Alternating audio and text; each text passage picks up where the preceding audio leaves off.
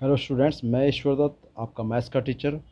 आज आपको कराने जा रहा हूँ रेखाएं और कोण का कॉन्सेप्ट नंबर 2। पहला कॉन्सेप्ट में यानी कि इंट्रोडक्शन पहले दे चुका था, तो थोड़ा सा इंट्रोडक्शन और रह रहा है, उसको मैं इस पार्ट में कवर करूँगा। चलिए एक बार ज़रा देख लेते हैं। अभिगृहित 6.1 क्या कहती है ये? इसमें यानी कि एक्जिम, इंग्लिश में बोलते हैं इसको एक्जिम। यदि एक किरण एक रेखा पर खड़ी हो, इस प्रकार बने दोनों आसन कोणों का योग 180 डिग्री होगा। ठीक है, अगर मैं ये कहूँ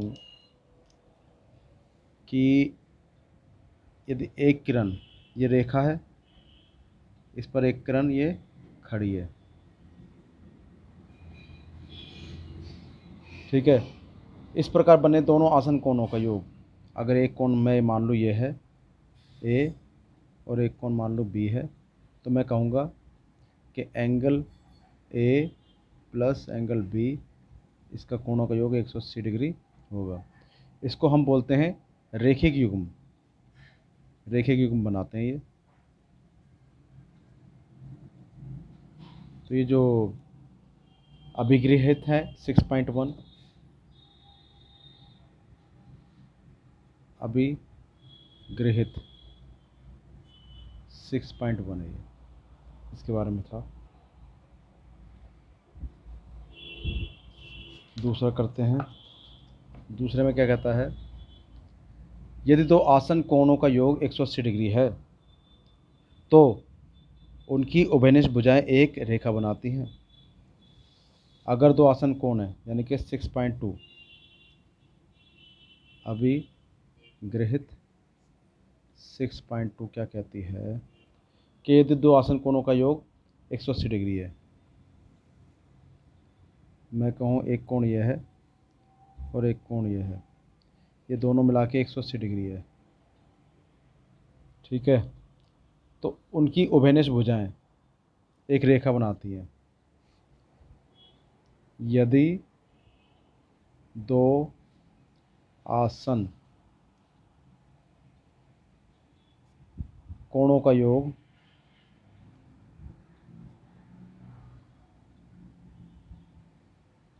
180 डिग्री है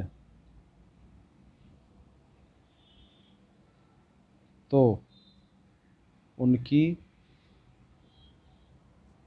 उभयनिष्ठ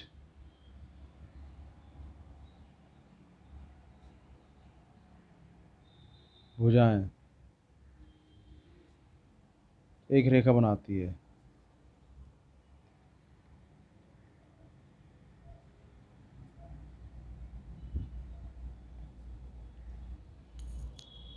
ठीक है, इसको भी हम बोलते हैं लीनियर पेयर एक्जिम, यानी कि क्या है? लीनियर पेयर एक्जिम भी कह सकते हैं इसको। हिंदी में बोलेंगे रेखिक युग्म, रेखिक युग्म अभिगृहित, या इंग्लिश में बोलेंगे लीनियर पेयर एक्जिम्स, AXIOM ये होता है। अच्छा, तो ये तो है हमारे। अब एक हम प्रमेय करते हैं। ये प्रमेय क्या कहती है? यदि दो रेखाएं परस्पर प्रतिच्छेद करती हैं तो शीर्ष अभिमुख कोण बराबर होते हैं।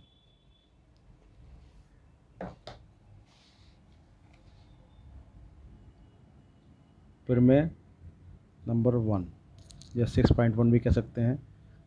6.1 क्या कहती है ये प्रमेय? ये प्रमेय कहती है यदि दो रेखाएं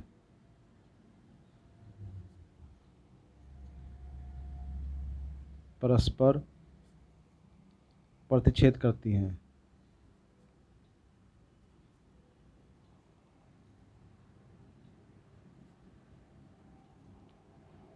तो शीर्ष अभिमुख कोण बना, तो शीर्ष अभिमुख कोण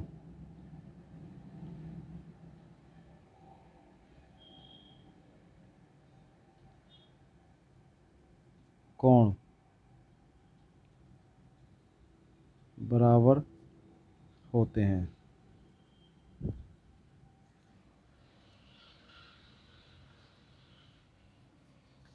इसमें क्या है कि दो ये रेखाएं हैं।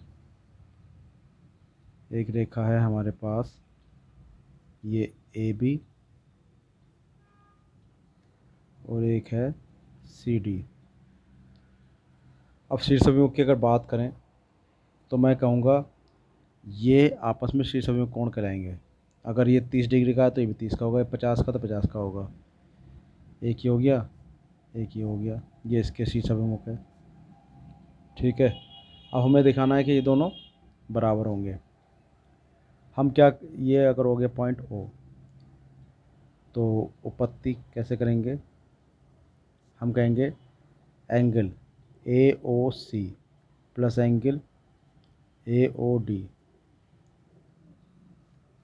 Is equal to 180 degree. Linear pair यानी कि रेखिक युग्म। ये क्या है? इक्वेशन 1 आ गया, इसको बोलेंगे रेखिक युग्म।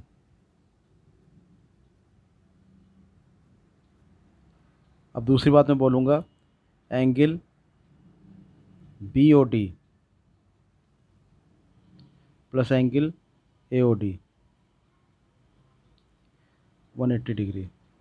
ये आ गई दूसरी, ये भी रेखिक युग्म है।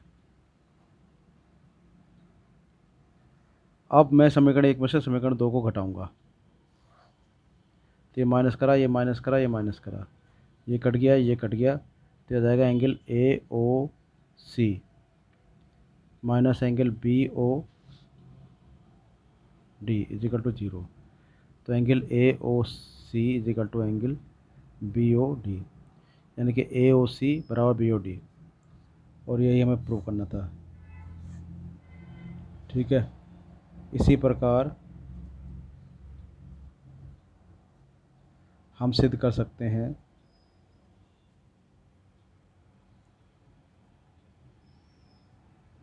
क्या कि angle A O D is equal to angle B O C. तो इस शीर्षक में कोण हो गया, यानी कि एंगल 1 बराबर एंगल 2, एंगल 3 बराबर एंगल 4। तो हमारी परिमेय थी 6.1। इसको आप उतार सकते हैं, लीजिए उतार लीजिए। वीडियो को पॉज करके आप उतार सकते हैं इसको।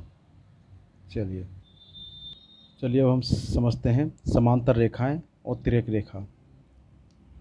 ठीक है, अब वह रेखा जो दो या अधिक रेखाओं को भिन्न भिन्न बिंदुओं पर प्रतिच्छेद करती है एक तिर्यक रेखा कहलाती है। ठीक है, अगर मैं कहूँ कि एक रेखा ये जा रही है और एक रेखा ये जा रही है। ठीक है, ये है M, ये है N, और ये इसको दो अलग अलग बिंदुओं पर काट रही है। ये L जो है इसको दो अलग अलग बिंदु पर काट रही है। ये काट रही है P पर और ये काट रही है Q पर। तो इस रेखा को हम कहेंगे तिर्यक रेखा। ये क्या है? तिर्यक रेखा। ठीक है, या इसको बोल देते ट्रांसवर्सल। तो तिर्यक रेखा या ट्रांसवर्सल।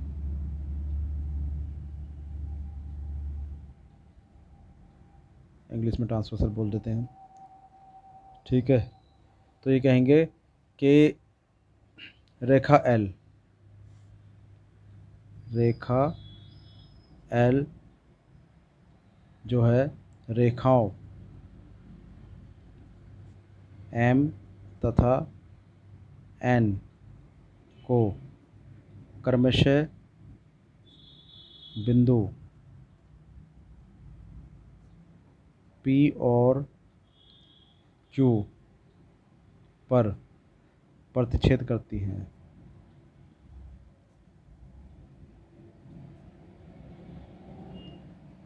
अतः रेखा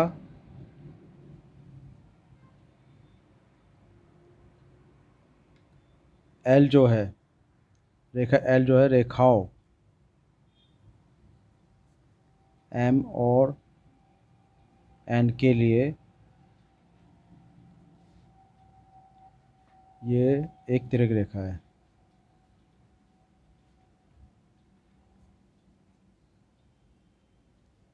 ठीक है, अब हम देख रहे हैं ये पी और क्यू पर चार कोण बनाते हैं। मैं कह सकता हूँ ये कोण जो बना है एक, ये दो, ऐसे तीन और ये चार, इसको बोलेंगे पाँच। ये आ गया छः, ये आ गया सात, ये आ गया आठ। मेरे ख्याल आपको तिर्यक रेखा क्या होती है इसका तो कॉन्सेप्ट क्लियर होगा। अगर मैं तो ये समांतर रेखाएं भी खींच दूँ, ठीक है, ये दो समांतर रेखाएं, तो जो भी ये तिरछी काटती है दो बिंदुओं पर, ये तिर्यक रेखा कहलाएगी। मैं कह दूँ ये ए है, ये बी है, ठीक है, और ये सी, तो सी बिंदु पी और क्यू पर काट रही है दो बिंदुओं पर, तो ये तिर्यक रेखा कहलाएगी। सी जो है एक तिर्यक रेखा है। ठीक है, अब यहाँ पर हमने नामकरण कर दिया कोणों का, 1 2 3 4 5 6 7 8। अब आप ये देखें, जो दो रेखाएं हैं, इनके चारों ओर जो कोण है, इसके इन रेखाओं के बाहर जो कोण है उनको बाहरी कोण बोलेंगे। एक दो इस रेखा के बाहर हैं, और सात और आठ, तो मैं कहूँगा कि बाहरी एक्सटीरियर कोण, बाहरी कोण,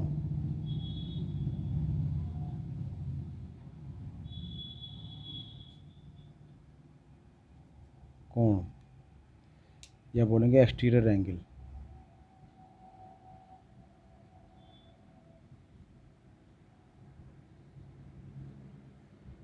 तो अगर बाहरी कोण की बात करेंगे तो जो ये बाहर के कोण है एक दो और सात आठ, ये है हमारे पास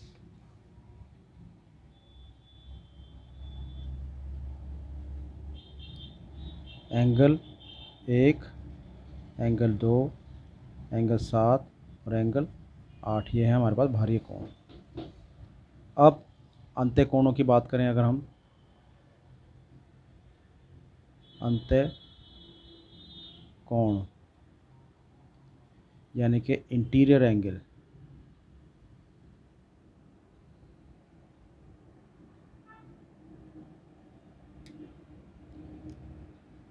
इंटीरियर एंगल की अगर बात करें, ठीक है, तो जो इन दोनों रेखाओं के अंदर के कोण 3 4 5 6, तो एंगल 3, एंगल 4, एंगल 5 और एंगल 6, ये सब आपके अंत्य कोण हैं।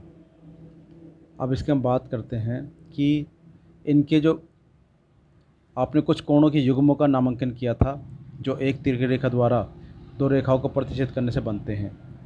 ये युग्म निम्न है। अब हम बात करते हैं संगत कोण।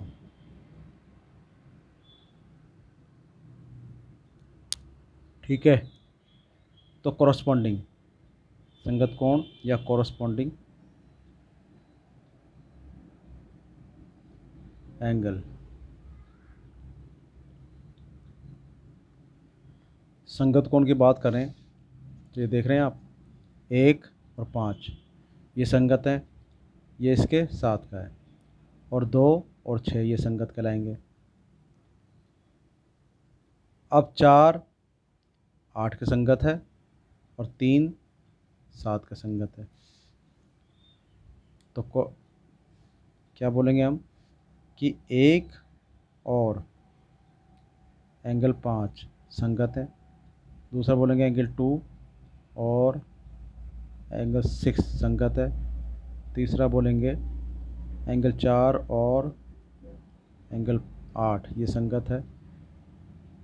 चौथा एंगल तीन और एंगल सात ये संगत है। अब हम बात करेंगे दूसरी, ये तो हो गया हमारा ए। बी हो जाएगा एकांतर अंत्य कोण।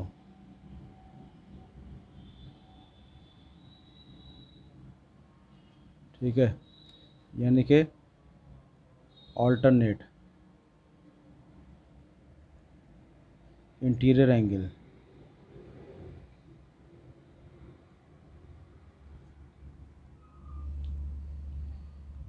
एकांतर अंत्य कोण या अल्टरनेट इंटीरियर एंगल। अब अगर इंटीरियर कोण की बात करें, जैसे मैं इसको यहीं पर दिखा देता हूँ। हमारी दो रेखाएं थी, ये तो था 1 2 3 4 5 बल्कि 6 5 7 8। तो अगर एकांतर कोण की बात करें तो ये इसके एकांतर है, ये इसके अंत्य। अंत्य मतलब अंदर, इसके लाइनों के दोनों के अंदर।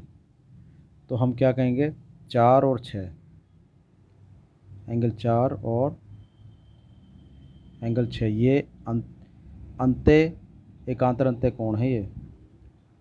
और 3 5 के है, 3 और एंगल 5, ये अंत्य एकांतर। और बाहरी की बात करें, एकांतर बाहरी कोण, तो 1 और 7 है, 2 और 8 है।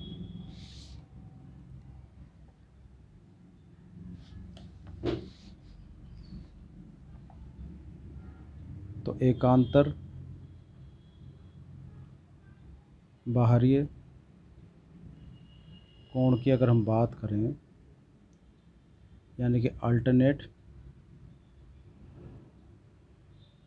एक्सटीरियर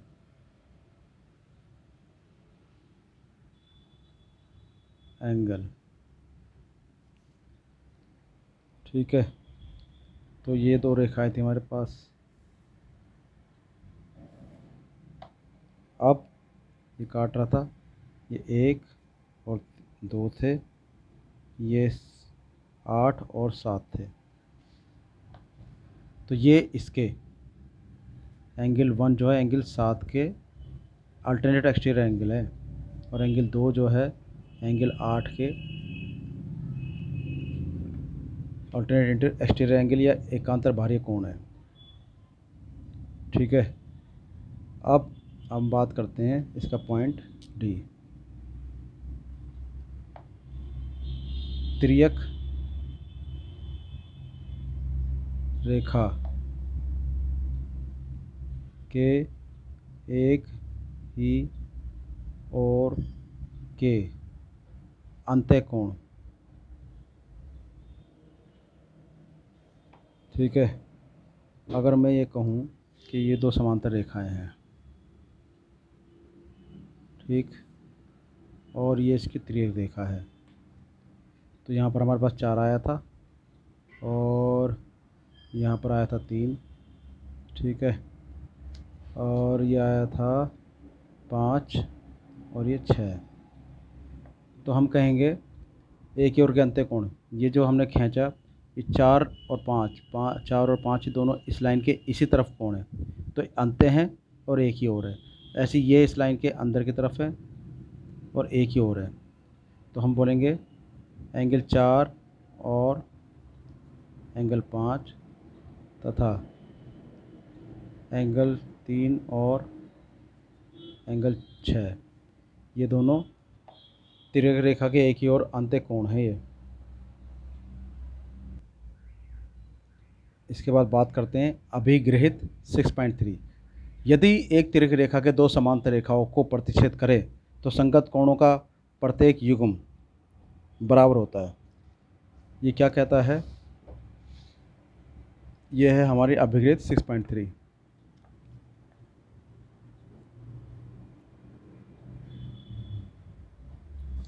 ये कहता है यदि तिर्यक रेखा दो समांतर रेखाओं का प्रतिच्छेद करें, यानी कि ये हमारे पास दो समांतर रेखाएं है, ये तिर्यक रेखा इनको प्रतिच्छेद कर रही है, तो संगत कोण कैसे है, ये आ गया 1 2 3 3 4 5 6 7 8।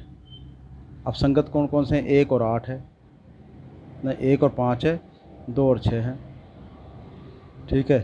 तो 1 बराबर एंगल 5 के है और 1 बराबर 5 के है और 2 बराबर 6 के है। ऐसी 4 और 8 संगत है, 4 बराबर 8 के है और 3 बराबर 7 के है। तो ये हो गए हमारे संगत कोण जो कि आपस में बराबर होंगे। ठीक है, अगला देखते हैं क्या कहते हैं। एक्जिम अभिर्गेज 6.4 क्या कहती है, यदि एक तिर्यक रेखा को दो रेखाओं को इस प्रकार प्रतिच्छेद करें कि संगत कोणों का एक युग्म बराबर हो तो दोनों रेखाएं परस्पर समांतर होती हैं। अगर इसके उल्टे अगर हम ये कहें कि एक हमने ये,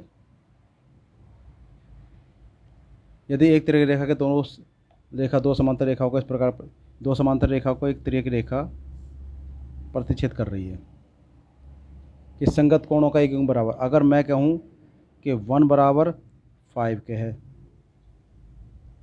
यह अभिघृत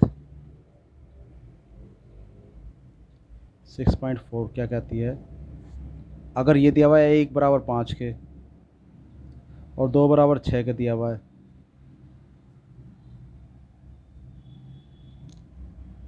या 3 बराबर 7 दिया हुआ है, या 4 बराबर 8 दिया हुआ है, अगर ये एंगल इसके बराबर दिया हुआ है तो ये भुजा इसके बराबर होगी, यानी कि L और M मान लिया,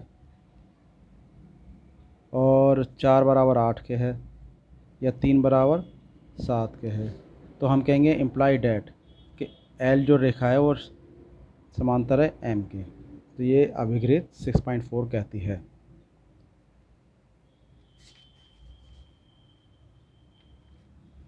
अब इसके बाद एक और हम प्रमेय करते हैं, ये प्रमेय 6.2 है। 6.2 क्या कहती है, यदि एक तिर्यक रेखा दो समांतर रेखाओं को प्रतिच्छेद करे तो एकांतर अंत्य कोणों का युग्म, कोणों का प्रत्येक युग्म बराबर होता है। ठीक है, यदि एक तिर्यक रेखा दो समांतर रेखाओं का प्रतिच्छेद करे, ये तिर्यक रेखा है, ये दो समांतर रेखाओं का प्रतिच्छेद कर रही है, तो एकांतर अंत्य कोण, ये कोण इसके प्रत्येक युग्म बराबर होता है, यानी कि ये इसके बराबर होगा। बी क्यू आर बराबर पी क्यू ए, नहीं ऐसा नहीं हो, हमें दिखाना है ये क्या कहती है प्रमेय 6.2।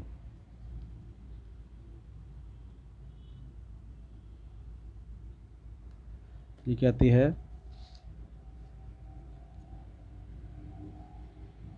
यदि एक तिर्यक रेखा दो समांतर रेखाओं को प्रतिच्छेद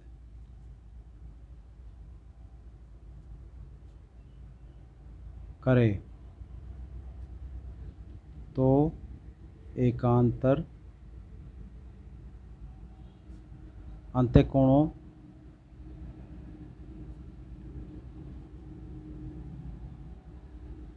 का प्रत्येक युग्म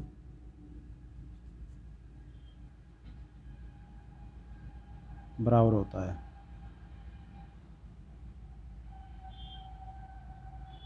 कहने का मतलब ये है कि अगर मैं कहूँ कि ये दो समांतर रेखाएं हैं और ये एक तिर्यक रेखा है, ठीक है,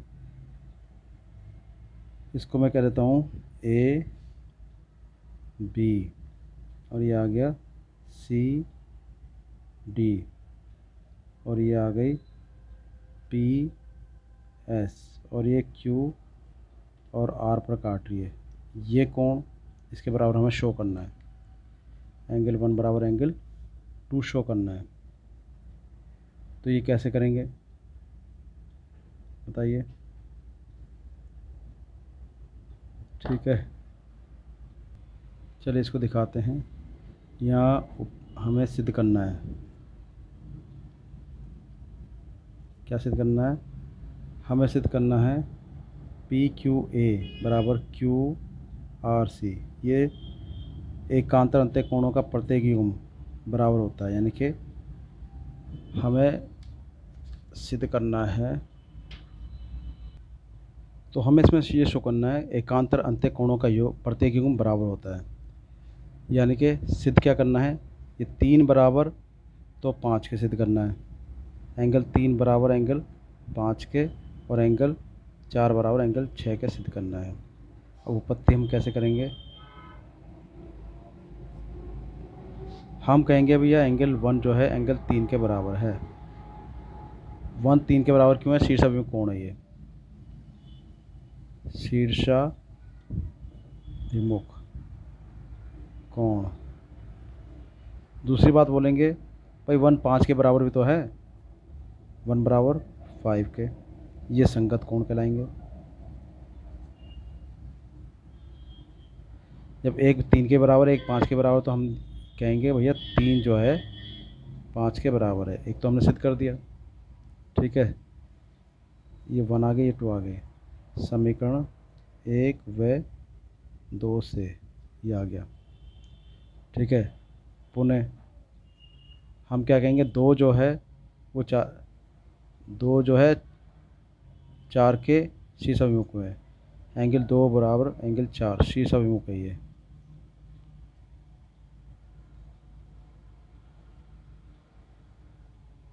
और उसके बाद कहेंगे जो 2 है वो 6 के भी बराबर है, ये संगत कोण है।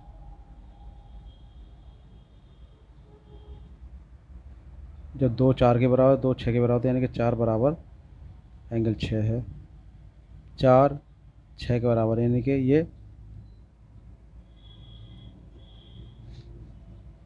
अतः हमने क्या सिद्ध कर दिया, 3 तो बराबर है एंगल 5 के, तथा एंगल 4 बराबर है एंगल 6 के, और ये सिद्ध करना था।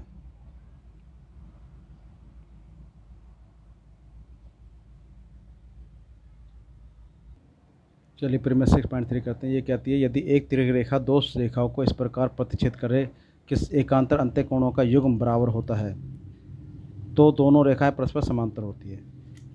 ये 6.2 का विलोम है, यानी कि इसमें क्या है, आपको ये दिया हुआ है, ये तिर्यक रेखा है, ये 1 आ गया, ये 2 आ गया, ये 3 आ गया, ये 4 आ गया, 6 आ गया, 5 आ गया, 8 या 7, ठीक है। तो हमें तिर्यक रेखा दे रखी है और दिया क्या है भाई, एंगल 3 बराबर एंगल 5 है, 3 बराबर 5 अल्टरनेटिव ये तो दिया हुआ है, और एंगल 4 बराबर एंगल 6, ये एकांतर अंत्यकोण बराबर दिए हुए हैं। और सिद्ध क्या करना है कि ए बी सी डी के समांतर है, ये सिद्ध करना है। तो पत्ती में हम क्या करेंगे, ये कहेंगे एंगल 3 जो है बराबर एंगल 5 के है, 3 बराबर 5 के है, एकांतर अंत्यकोण, और 3 बराबर 1 के भी है, ये शीर्षाभिमुख है, 3 1 के बराबर है।